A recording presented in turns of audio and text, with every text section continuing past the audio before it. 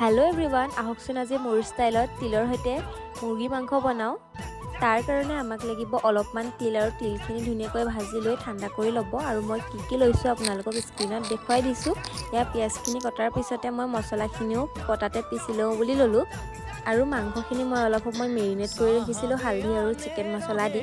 আৰু জুইতে বনাওঁ বুলি ললো। জুইত বনালে যিহেতু খাবলৈ অলপ বেছি ভাল হয়। আৰু তেল দিয়াৰ পিছতে মই এয়া পিয়াজখিনি দি অলপ সময় ভজাৰ পিছত আদা নহৰু পেষ্ট আৰু গৰম মছলাৰ যিখিনি পেষ্ট বনাইছিলোঁ সেইখিনিও দি দিলোঁ।